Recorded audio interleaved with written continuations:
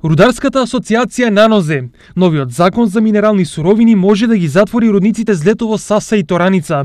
Измените треба да се донесат во скратена постапка, но истите ќе предизвикаат затворање на рудниците и блокирање на целата индустрија, предупредуваат од МАР. Со примената само на овие члена, ќе дојде 2 члена, ќе дојде до потполно затварање на рудниците во Македонија од една страна, меѓутоа, бидејќи рудниците не работат сами за себе и не само рудниците користат опасни супстанци, условно кажани, тоа значи дека ние треба да ја затвориме целокупната индустрија во Македонија. Според асоциацијата, во предложените законски измени не се земени предвид фактите за користење на цијанид, кој според измените се наоѓа на листата на опасни супстанции кои треба да бидат забранети за употреба во рударската индустрија. Што се однесува до употреба на цијанидот, посебно тој кој што се користи во рударство, тој цијанид е една од опасни состојки која што во листа на опасни супстанции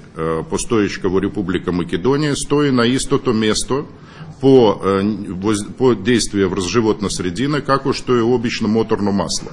Сите 3 рудници за олово и цинк во Македонија, Злетово, Саса и Тораница, користат цијанид 30 години и досега никој не е заболен, потенцираат од МАР. Според нив, во рударскиот сектор во Македонија се применуваат најдобрите технологии во светот.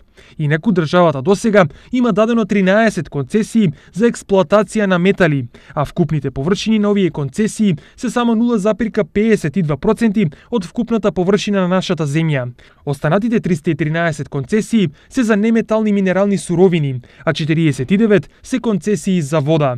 На ниво на држава целокупната рударска индустрија брои 13.500 вработени, а директниот извоз достигнува $180 милиони годишно.